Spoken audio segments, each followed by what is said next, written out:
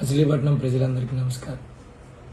ఈరోజు ఒక యువకుడినైనా కూడా కరోనా అప్పటి నుంచి నేను హాస్పిటల్లో తిరిగేది గమనించో, లేదా ఏ కష్టంలోనైనా నేను పేదవాడికి దగ్గరగా ఉన్నానని గమనించో, లేదా ఎప్పుడైనా మీకు అందుబాటులో ఉన్నానని గమనించో, ఈరోజు నా వయసును కూడా చూడకుండా నేను ఎమ్మెల్యేగా నిలబడగానే 54,800 మంది నాకు నిలబడి నాకు ఓటేయడం జరిగింది.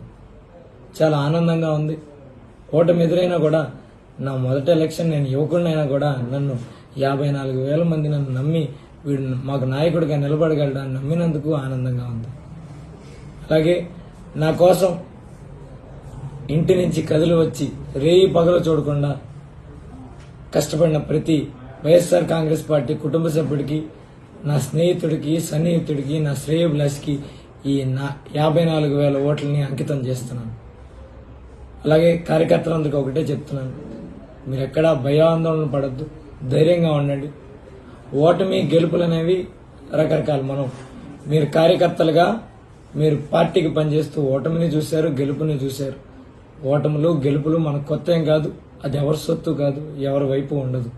కాబట్టి ఎవరు మిమ్మల్ని రెచ్చగొట్టాలని చూసినా దయచేసి అటువంటి వాటిలో పడి వాళ్ళ ట్రాప్లో పడి మీరు గొడవలకు వెళ్ళొద్దు.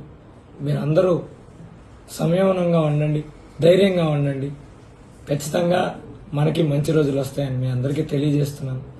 అలాగే గెలిచిన కూటమి అభ్యర్థికి కొల్లు రవీంద్ర గారికి కూడా శుభాకాంక్షలు తెలియజేస్తున్నాను. ఖచ్చితంగా మంచి పరిపాలన మీరు కొనసాగించాలని, పోర్టు పనులు స్పీడ్గా ముందరికి తీసుకెళ్లాలని, మెడికల్ కాలేజ్ పూర్తవడం జరిగింది, మిగిలిన చిన్న చిన్న సౌకర్యాలు ఏమైనా తేడాలుంటే ఖచ్చితంగా వాటిని సరిచేయాలని అలాగే కోరుకుంటూ, ఖచ్చితంగా మీ ప్రభుత్వాన్ని విమర్శించడానికైతే మేము నడపం, కానీ మీరిచ్చిన ప్రతి హామీని ప్రజలు ఎంత బాగా గుర్తుంచుకుంటారో మేము కూడా అంత బాగా గుర్తుంచుకుంటామని గుర్తుపెట్టుకోండి. ఖచ్చితంగా సంవత్సరంన్నర లేదా సంవత్సర సమయం తర్వాత నుంచి మీరు ప్రజలకు ఇచ్చిన ప్రతి హామీని మీకు ప్రజలకి గుర్తు చేస్తూ ఎల్లప్పుడూ ప్రజలకు అండగా ఉంటాం. ఖచ్చితంగా మీరు మంచి చేస్తే మాత్రం మిమ్మల్ని అప్రిషియేట్ చేయడానికి కానీ మేము ముందర ఉంటామని మీకు కూడా తెలియజెప్తూ, ఖచ్చితంగా కార్యకర్తలను ధైర్యంగా ఉండమని కోరుకుంటూ సెలవు తీసుకున్నాను.